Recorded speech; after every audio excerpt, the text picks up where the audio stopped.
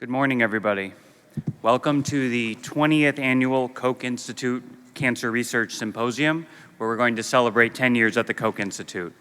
To kick things off, my colleague Richard Hynes is going to make opening remarks. Richard?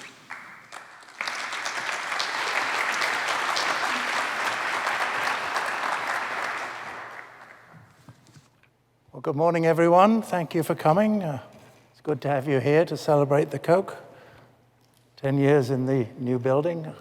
I'll make a few remarks before we get started on the program proper. So, the first slide here. Oh, it's up there, okay. I want to make a couple of remarks about how we got to where we are now. The Cancer Center at MIT opened in 1974. It's getting on for 50 years now. Won't be long. We'll have to have another good symposium. And we moved into this building in about 10 years ago, the one we're in now, the Koch Institute. So what happened in the meantime? This building here was a chocolate factory. It was where where Brigham's made their Jimmies. And the street used to smell of chocolate. And that was revamped into the Cancer Center, and we lived there for 30 plus years before moving into this splendid building. But a lot happened in the interim.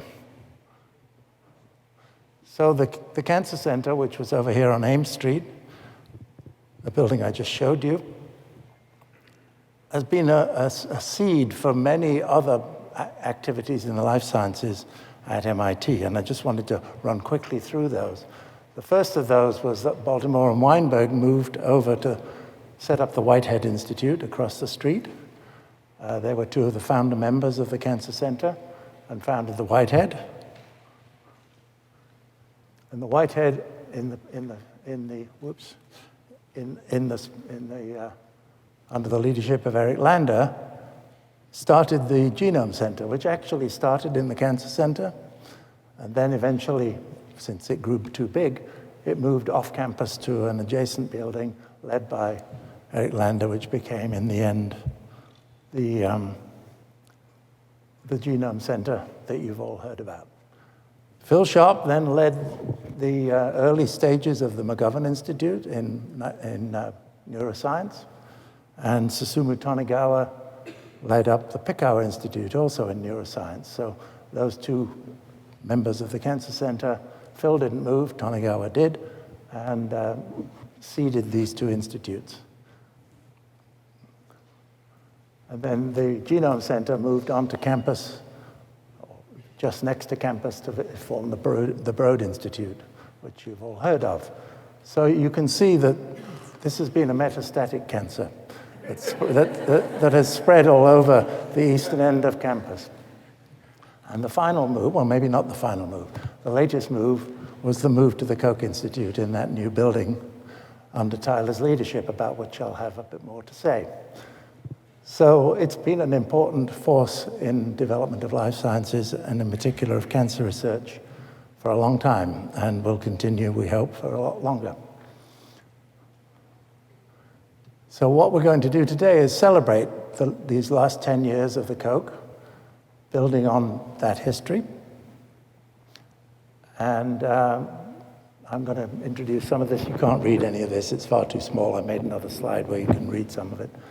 So we're going to have this symposium, and I'll just take you briefly through some of what we're going to do today. So this is the agenda. Oh, it was meant to be the one I did, but never mind. Maybe you can read it. Can you yeah, but here we go. We're going to start off with two keynote talks by national leaders in cancer research and biomedical science. Nate Sharpless, who's going to be the first speaker, and Francis Collins. And that will be chaired by Tyler. This is placing the Koch in the context of cancer research in the nation writ large. Then we're going to follow with a session on convergent science and new science. So part of the motivation of the Koch Institute was to bring physical sciences and engineering together with life sciences, so-called convergence.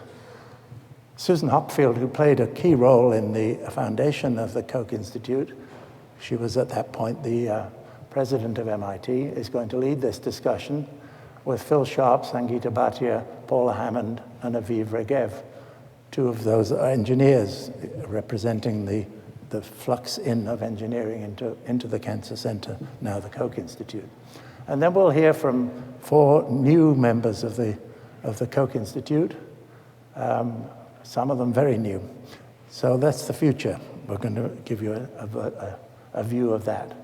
Then after lunch, we're going to welcome back some of our alumni listed here, and that will be chaired by Jackie Lees.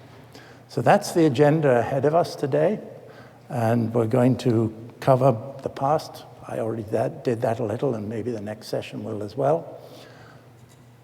The present and the future, and welcome back some of our alumni. As I said, we have a lot of prestigious alumni, and it's nice to have them back, and it's nice to have all of you back here. So before I hand this over to Tyler to chair the first session, I want to say a few words about Tyler. So Tyler led the Cancer Center and the Koch Institute for nearly 20 years, pretty much 20 years. And this being the 20th symposium, that annual symposium was something that Tyler set up. We'd had some symposia before, but this became now a regular thing under Tyler's leadership. So this is the 20th.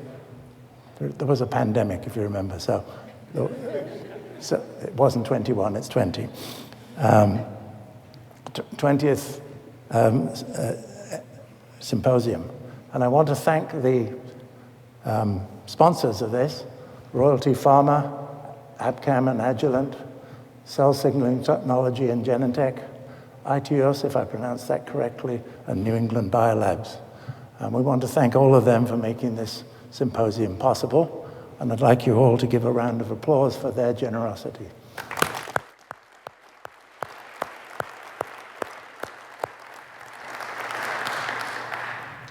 And now I want to make a few words about Tyler. I don't have any slides of him, he'll be glad to know.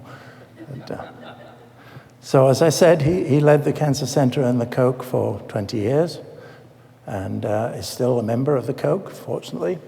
And he's renowned for his science, and in particular for his work on using genetic engineering to generate mice with good models, better models than we ever had before of human cancer, by engineering various of their genes, adding in oncogenes, knocking out tumor suppressor genes, and so forth. And he's renowned for that, and he's led that ever since he joined the center 20 years ago or so, more than some. So he's also stimulated lots of people. He was a great leader, and we were sorry that he stepped down, but we're glad to have Amanda Hyden to take over from him, and you'll hear from him in a few minutes. Tyler's also been a leader nationally in cancer research, in the AACR, and in various other activities. I won't list them all. Being honored also for his stellar science, and has established the Koch as being one of the leading centers for using genetic engineering to study cancer. And you'll hear some of that today. So I won't take any more time. We're a bit behind. I'll make up a bit of time here and welcome Tyler Jacks.